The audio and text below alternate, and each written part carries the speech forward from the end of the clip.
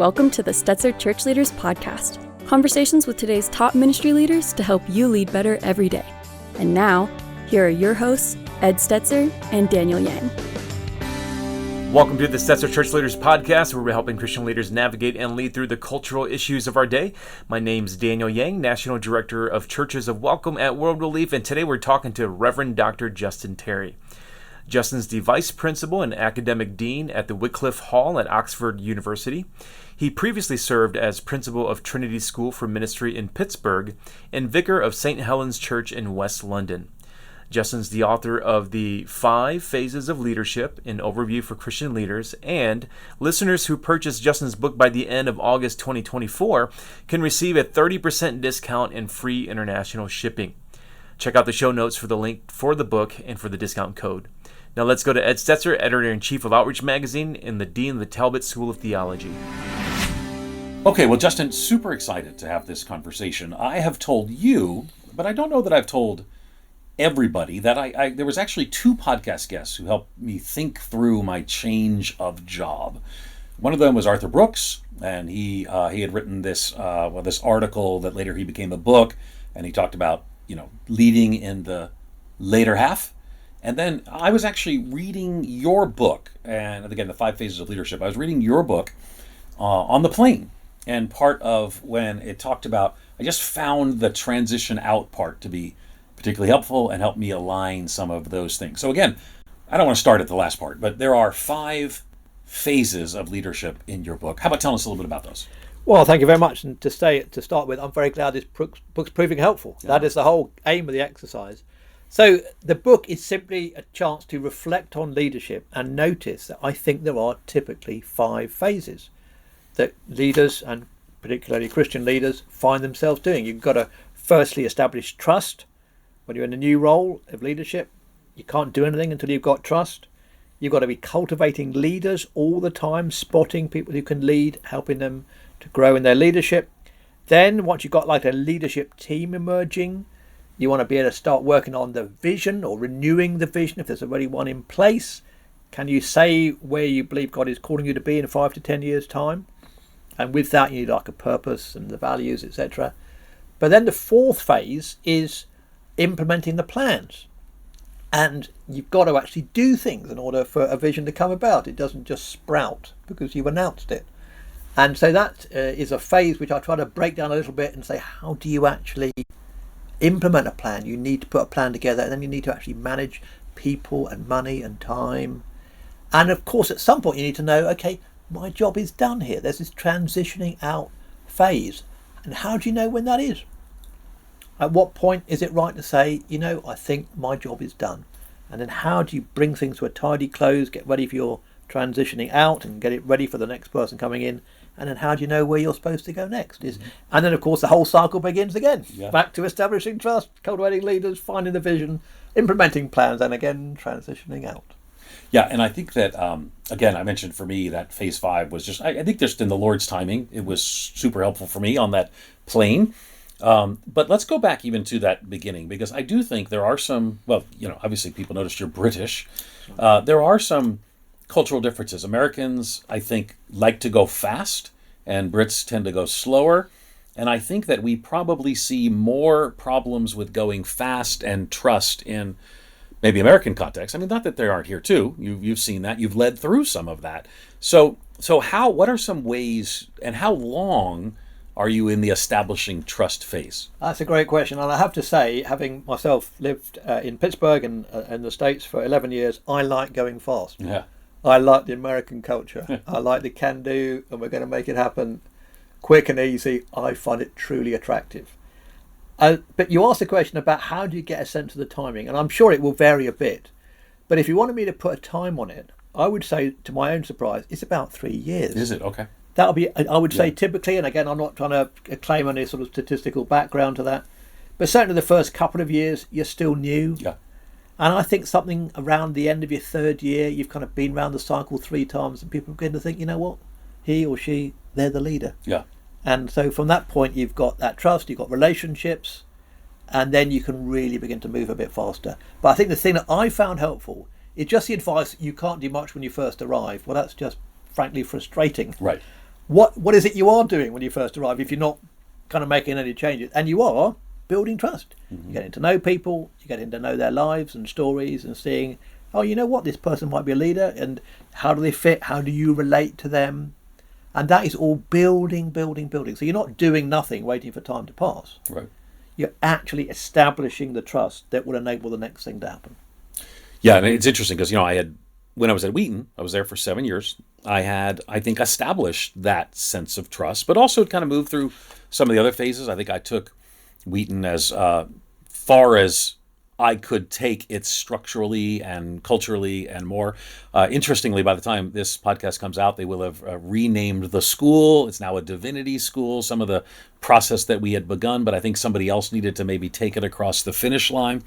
But now I'm in the beginning of the phase at Talbot, and we've had some challenges, some financial challenges, and sometimes a crisis, as you know, helps accelerate the opportunity for trust. Oh, yeah. But it also is a test of whether people will trust you. What values will you evidence, and more. Is it fair to say that, because you said 3 years, which I find that resonates with me, particularly for pastors, and you're training pastors and ordinands here. But is it fair to say that in more crisis situations, you have to act sooner with more and find the trust, and sometimes with more settled situations, it takes a longer time to get there? That's a great point. I think that may well be the case. Because again, obviously, circumstances do change and do vary very substantially. So what I think I'd say to that is, when I took over the leadership of the seminary in Pittsburgh, well, I'd only started, I think, July, August, and then we had a crisis in October. Yeah. So we didn't have the convenient 3 years to get established. Now, what I will say, in that situation, I'd already been on the faculty for 3 years. So that was enormously helpful. Right. I wasn't getting to know people on the the faculty side. Tutorial is a strange British word. Just delete that from your memory. But it is this sense of, thankfully, I knew the people who were on the faculty. I knew the board. And I knew quite a lot of the people around. So that was a huge advantage. But we did hit the famous financial crisis of 2008. There was a major denominational change going on in the Episcopal and then Anglican world. And I was new, and that's not an ideal combination. But by God's grace, people lent in. Former leaders were around and willing to give advice, say, well, what are you doing? Can I help at all? And there was a lovely sense of people rallying. And I look back on that time, although it was very stressful, with great gratitude.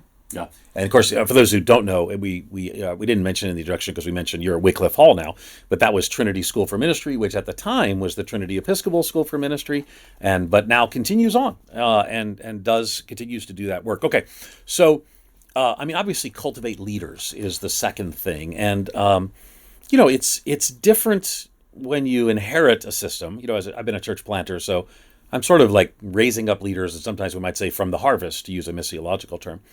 But you're looking for leaders in a church setting. Some are there that maybe shouldn't be there. Some are there that should be there. And some are not yet there and should be there. So how do you spot and then cultivate? But start with the spot. Yeah, well, I do think you can spot a leader, particularly when you've been in leadership for a while. You begin to notice the things that are, if you like, the active ingredients of leadership.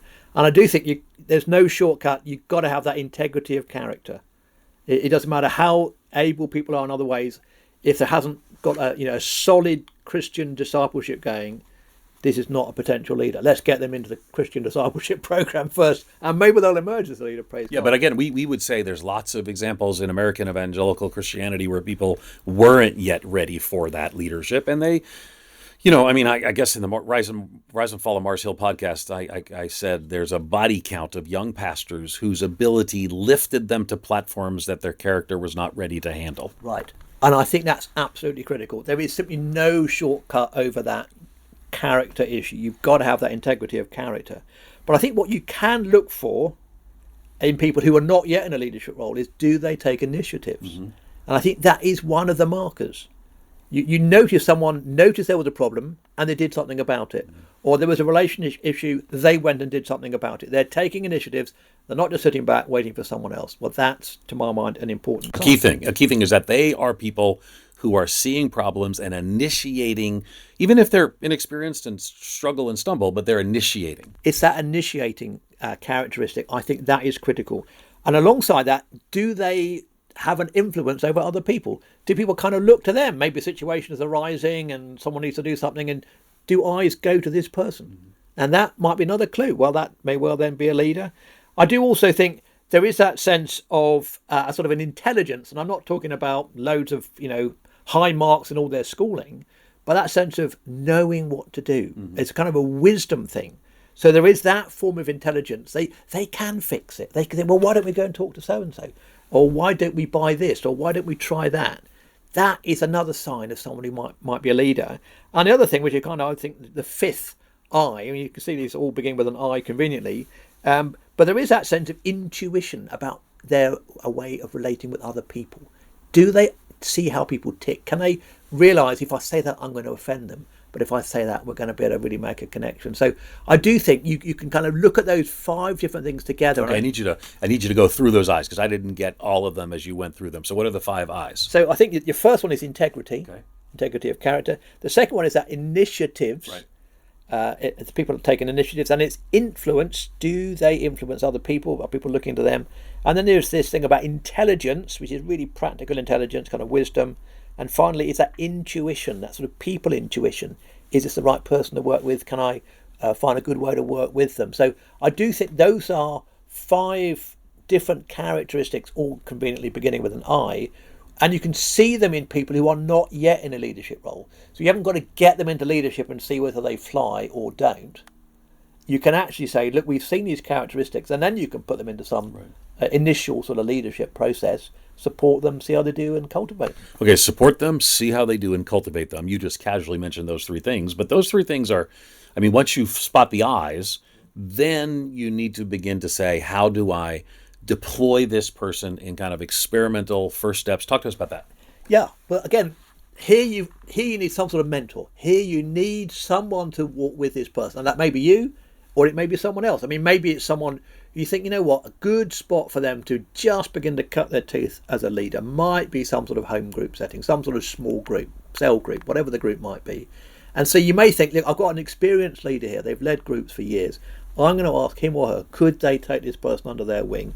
Let them be part of the group for a little bit, and then maybe say, would you lead this part of the meeting, or would you lead the whole of this meeting? And then you meet with them afterward to give them feedback. When you did that at work, when you did that, could have worked better if you'd done this instead. So you've got that chance to just quietly cultivate them and then let them grow in that gifting, see how they go, and hopefully they are themselves beginning to think, well, I've got a gift here. And there should be a sense of excitement and gratitude. And as you're doing that, you are, either directly or through this other person, this kind of group leader, you are investing in that potential leader. You're cultivating a leader, and hopefully they'll grow, and then you can put them into a bigger leadership role, etc. And they grow from there. Part of the challenge, and this is from painful personal failure and experience in this area, is that probably the first run I did at this, I might have used the I's. I love the alliteration, by the way. I thought that was an American thing, but it appears you do that as well. So, but then I would kind of find this and maybe sit down with the person, slide a job description across the table, and the next time I saw them is when it wasn't working out well. So there is, and I love how you said it's maybe you or somebody else, but there has to be, I don't know, we might call it a pipeline. There has to be some support system or structure for the cultivation of those leaders, yes? I think there really does need to be some deliberate cultivation of leaders, absolutely. And one of the things that I was involved with just towards the end of my time as a pastor in London, we actually had a regular monthly meeting of a group of leaders, and one of the things we'd be looking for was potential leaders. Mm-hmm.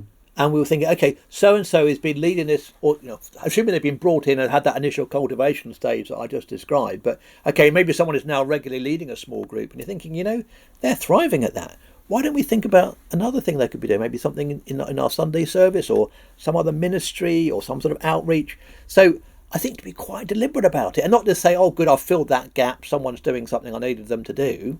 Wonderful as that obviously is. You want to be saying, yeah, but this is someone who's got the capacity to grow, and maybe they've been in a particular role for a few years, and they've clearly mastered it, and there's a sense in which it's prospering. Can I now think of something else where it would be an opportunity for them to grow and to be a blessing to others? Yeah, I guess that, transparently, early on, I saw those people as, gifted by the Lord and gifts from God to our church. But I saw my early attempts at cultivating leaders were more of, they were going to lift some of the burden from me, which I guess in a sense is true. We're sharing the load, but I didn't realize until later that in many cases it takes more time to develop a leader to do something rather than less. So I ended up with more work, but in the long run, well invested work. Well, I completely agree with that. And I do think you've got to know with a new leader coming in, initially is more work rather than less. Mm-hmm. And I think to realize that is the price that you're paying, but I do think it's an investment. Yeah. But I do like also, by the way, the fact you have a job description. Again, thinking about the British context, we are not as good about that, particularly with volunteer roles. Paid roles, yes, maybe, but we don't always have them in there for volunteer roles, and I think we do need them. But I do think, part of the way you kind of get into this is step back to the whole idea of delegation. Yeah. A number of people think, you know what, it'll be quicker to do it myself. Well, it probably would. Yeah. But in the long run, if you're going to be doing anything of any sort of scale, you can't do it all yourself. So even if the first time you need a particular task done, you're thinking, I could do it more quickly myself. Yes, but in the long run, if you were to train someone else up to be able to do that and do it reliably and do it in a way that they feel supported and they are themselves finding joy in doing it, you've got someone in place who can really share the burden longer run. Yeah, and I think that I just finished filming. We're releasing this series of courses at Right Now Media. It's I don't know that people would know it in the UK, but it's these things that churches use with small group curriculum. And we're launching this thing called Pastors Plus, which is for the pastors. And my course is on breaking barriers. So breaking 35, 75, 125, 200. And the thing that invariably people super focus in on is this chart that I have, that each of those barriers is generally broken with the development of new, I call them volunteers and leaders of leaders. But the challenge is that 35 barrier is often not broken until that pastor can sit down and identify several other leaders, invest in those leaders, develop those leaders. And I think that kind of a common denominator is the failure to break barriers, which is complicated. It's not just that, but one of the common issues is I don't have enough leaders, in part because maybe I haven't cultivated those leaders. Okay, so cultivate leaders, spent some time there, but we're kind of walking through the 5. So talk to us about the next phase of leadership. We're talking about discerning vision, which, just so you know, I'm in the process of creating this right at Talbot. We didn't have a value statement. We've got some vision statement we're building out. It's an historic institution. It just sort of, in some ways it has these values and visions. I'm helping to identify and articulate them, capture, and then protect them. So talk about what that looks like. Yeah, I love what you just said, Ed. I think that really catches it, because it's not as if you are coming up with an idea and imposing it on an organisation. So I think once you've discerned leaders and you've got a team who you would now regard as your senior leadership team or leadership team, I think that's what you need in place in order to do the vision discernment project. Because it's about trying to say, okay, where do we think God is taking us? What would it look like, say, 5 or 10 years from now, if we go where we think God's taking us? And there is a surprising degree of value in writing that down. And it is ideally one sentence. It needs to be relatively short, it needs to be inspirational. And I have to say, the first time I heard about this, I was in the business world for a time, I heard about all this there. I must say I was very skeptical. It did sound very artificial. But I saw there how it began to work, and I saw it in church leadership, then I saw it in seminary leadership. I thought, I am a convert to these things. The Stetzer Church Leaders Podcast is part of the Church Leaders Podcast Network, which is dedicated to resourcing church leaders in order to help them face the complexities of ministry today. The Church Leaders Podcast Network supports pastors and ministry leaders by challenging assumptions, by providing insights, and offering practical advice and solutions and steps that will help church leaders navigate the variety of cultures and contexts that we're serving in. Learn more at ChurchLeaders.com/podcast network. If you can say, here is our vision statement, you can use that multiple times in terms of communication to newcomers, communication in the life of the church, communication in your board meetings. it's a way of saying, here's where we think God's taking us. To get to that statement, that tends to be a process. Maybe you're bringing in a consultant, maybe you think you've got the team in-house, but you've got to make sure you've got those involved in that process who understand the organisation. People who've got visions of different parts of it, but between you can see the whole thing. And then you're obviously praying, you're seeking the Lord, where do you want us to go? But so often it's about saying, well, God's already taking us on some sort of journey. Where does it lead? Where are we supposed to be in 5 or 10 years' time?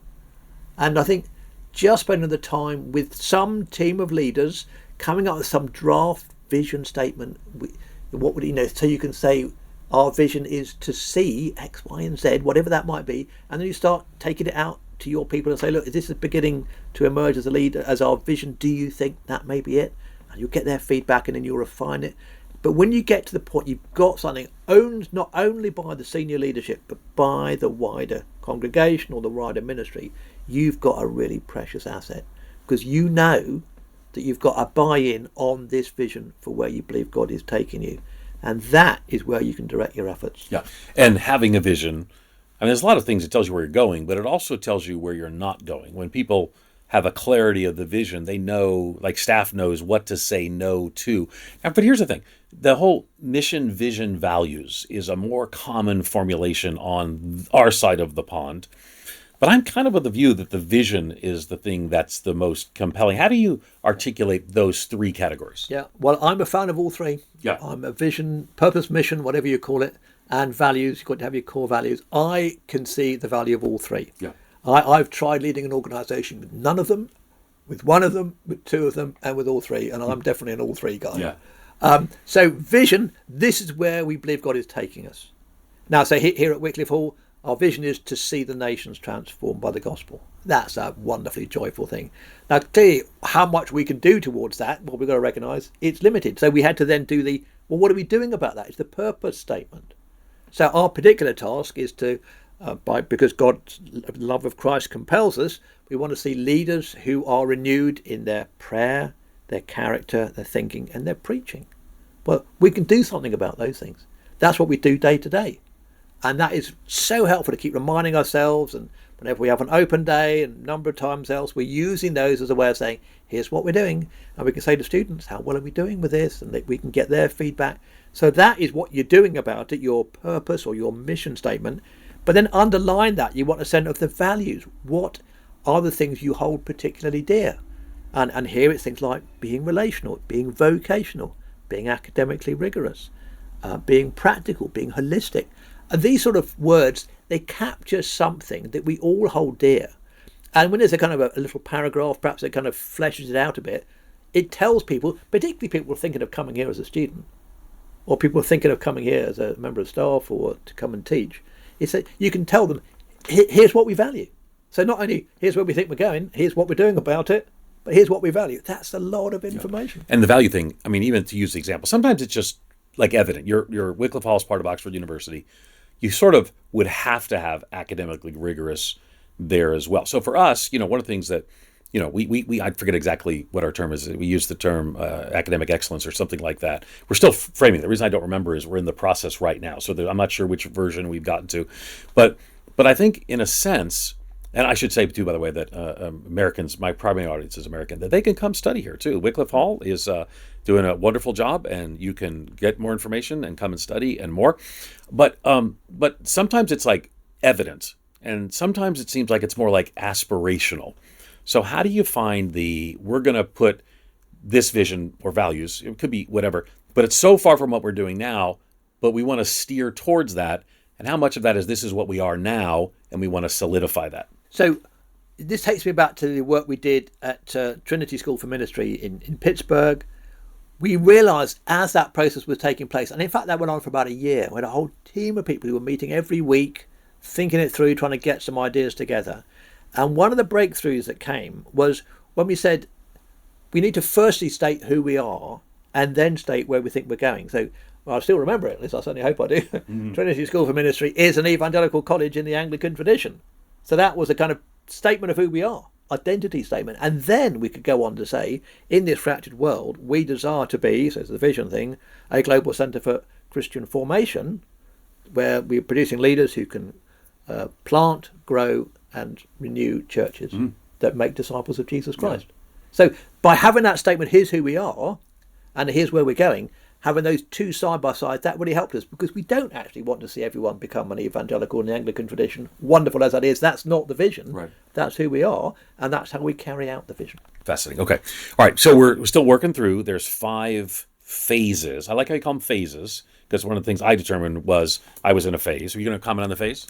Yeah, I struggled between phase and stage. Oh, interesting. And because you could say, well, these are 5 different stages, but I prefer the word phase. It's 5 phases of leadership. Yeah. Publishers prefer that phrase. Yeah. But the thing I was persuaded myself about is not just because I think it sounds nicer. A stage is something that you start and finish before you get to the next stage. A phase might continue.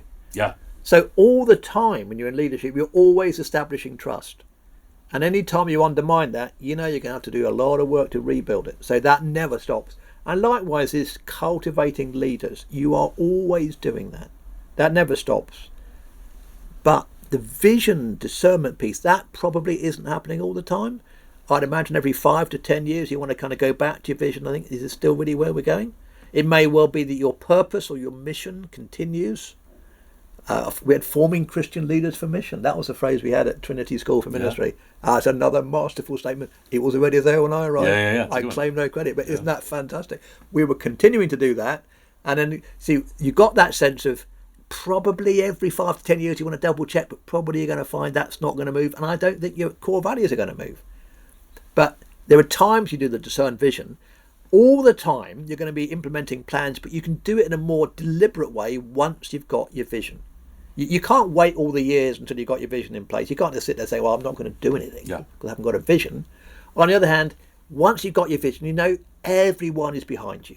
Here's where we're trying to go. So if these plans get me towards that vision, I don't need anyone else's permission in a sense. We've already got permission. We're on board. And so that is the next stage. And then, of course, at the end, you've got to transition out. So that is towards the end. But obviously, remember it from the start. You are not in this role for a lifetime. And when you're going in because you're called in, we believe, and you're called in to do a task. And there will be a time when the task is done and it's time to move on. Okay, and we're going to get to the 5th, but I want to come to implement plans. Give me some things out of implement plans. Because again, people want to get the book. We're going to tell them about, we got the publisher's giving us an offer. We'll talk about that at the end. But where does implement plans fit in there? I know, like you said, it's happening at every stage. But talk to us a little about some of the attributes there. Yeah, so implement plans. I must say this is the longest section of the book, and the one that I suspect most leaders are most keen to flip over. And I was even asked by somebody, couldn't you put this into an appendix? To which the answer is no. And it is a little bit more mundane, and I'm not embarrassed about that. You've got to actually do the everyday stuff. It's not just constantly communicate the vision and it's just going to happen. You've actually got to sit down on Monday morning and do things that get you towards that vision. And so I do think you've got to spend a little bit of time fleshing out the plan. Okay, imagine you've now got your vision, you've got your mission, you've got your values. Okay, what are you trying to do? Okay, how do you know what to do until you know, well, we're trying to get to this point, we want this number of students, or we want this number of people, we're trying to really build up some more home groups. We'd love to get a youth ministry going here. What are the things you're trying to actually achieve? So breaking down the vision into more concrete things with numbers on them, probably, at least a pretty clear description. And then once you've got that, you think, okay, what strategies, what initiatives do we need to take to try to get towards those goals?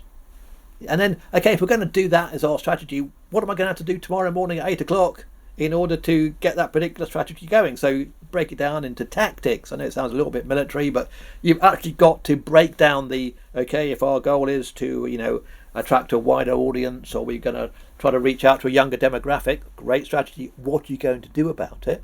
You've got to actually say, well, we're going to get in touch with people in that age group. We're going to contact them on social media, Then you get to the tactics. And then, of course, you've got to kind of review these things. Is it actually working? Are you moving towards your plan?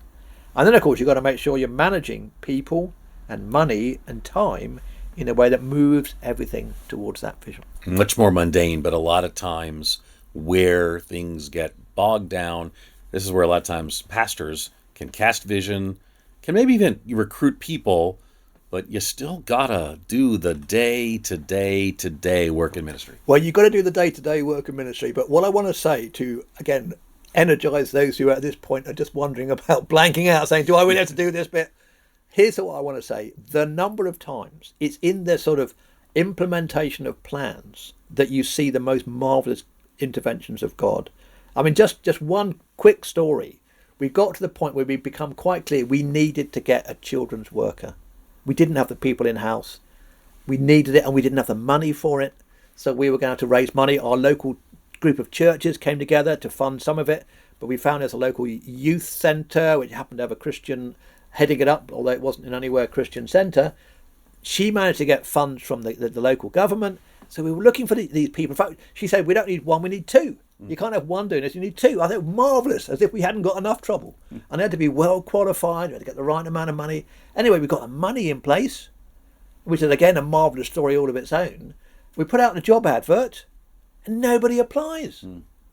So we said, now thinking, well, surely the Lord is in it. We thought it was his idea to start with. We are amazed that we've got this plan with all the money. Surely, please, Lord, you can also bring the people. So we were praying that night. Someone had a sort of prophetic word. Now we think the Lord is going to provide. We're thinking, well, today was the deadline, so please do it soon. Next morning, young woman arrives at our door, knocks on the door, said, am I too late to apply for that job? And she and a friend of hers, both from a local church, both know the neighbourhood. In fact, this woman grew up in the church where we were. And they were saying, we'd love to do this job. And they were both overqualified for it. It was so beautiful. And that was just following through on the mundane implementation of plans. I wouldn't have missed that moment for the world. Yeah, and I think that sometimes you're right. You have to persuade people that part matters. It's less exciting, but it's certainly more essential. Okay, we're coming to the end of the podcast, but we also are coming to the end of the 5 phases. So, and again, I started at the end by saying this was part of what kind of I saw, and I transitioned out of Wheaton. So talk to us about sort of, because you work with pastors here, you're training both Anglican ordinands for the Church of England and also independent students, like, some Americans and some others. You've been asked and you've given the advice, how do I know when it's time to go and change? Well, that's, I think, an important question. And to even be asking that question, I think, is really important. And I think, firstly, the danger is you're relatively new. You're going through that establishing trust phase, and you think, this is really tough. I want to find a different calling. Well, you go and find a different calling, you're going to be stuck in the same establishing trust problem. So the danger is you think, if I move on, the grass will be greener. So there's a danger early on. You think, I really just want to get out of this. It's a bit hard. Or you've done that, got through that phase, and you've been cultivating leaders. You've got a lovely vision, and you're all going along beautifully, implementing plans, and you really feel the Lord's blessing, and you think, you know what, I'm going to just settle down here and stay here until my retirement or whatever it might be. So again, that's another problem. You can outstay the time. And sometimes it's great and perfect. You've got the energy. You're still the right person to lead it. So I do think the key question is my work done? You believe you're called into that role by God. You've been praying. You've been discerning. Others have been discerning it with you. You're called into that job. You've got to kind of think, okay, yes, have I done the job?